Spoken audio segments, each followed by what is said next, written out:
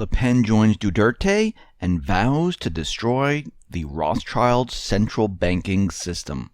First, it was Duterte who said he was going to get rid of the Rothschild central bankings. Now we have French presidential candidate Marine Le Pen. Well, she is out there and she has vowed to regain national sovereignty by pulling France out of the Eurozone, bringing back the French franc, and debarring the Rothschild cartel from controlling the central bank. She went on to say, "We need to control the currency because the single currency is a burden. We will have a national currency like all other countries, and we will have a common currency together." Le Pen, who campaigned on an undoing decades of globalist policies and holding a Brexit-style referendum, should she win, said the world's sixth largest economy should abandon the Rothschild-controlled euro currency in favor of a national currency that can be controlled by French interests. She said, "We must control the currency and adapt it to the economy because today the single country, the euro, is a ball and chain."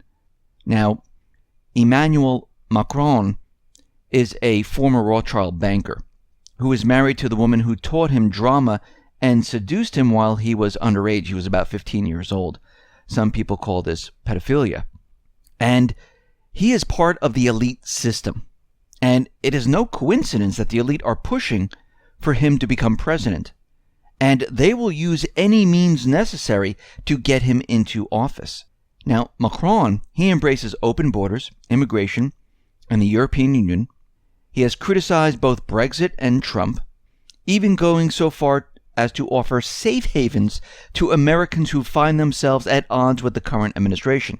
Now, the elections, they are coming up on May 7th, and the elite, well, they're used to getting what they want in France. And hopefully, with Le Pen, she is able to pull ahead and beat him.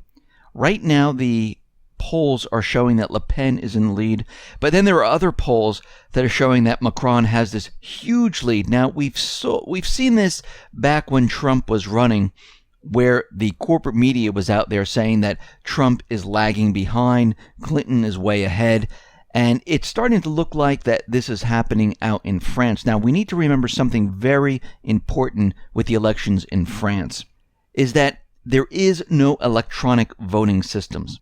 They're not doing it through the internet.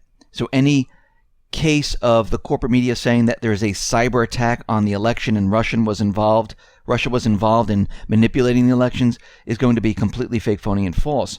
Because the French election is being held with paper ballots in open glass boxes to make it transparent, no pun intended, as possible. Now, this doesn't mean that behind the scenes, the deep state, the elite, the central bankers, they might be able to rig it by whoever is counting the votes, but if they count it out in the open, it looks like that this might be a fair and open election, and this is what they're really worried about, because it's going to be very difficult to manipulate this type of an election, and we'll have to see how this all plays out, who is the winner, and we'll have to see if the central banks retain control of the country or if they lose control of the country.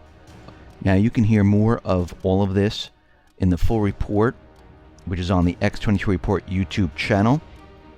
And those reports are Monday through Friday, one on Sunday, and they're between 6 and 7 Eastern Standard Time. And if you want to listen to incredible interviews, you can go to the X22 Report Spotlight YouTube channel, where you can hear interviews with Cliff High, you can hear interviews with David Morgan, you can hear interviews with Michael Snyder, you can hear interviews with David Stockman, Jim Rickards. So head on over to the X22 Report Spotlight YouTube channel, and you can hear all the interviews there.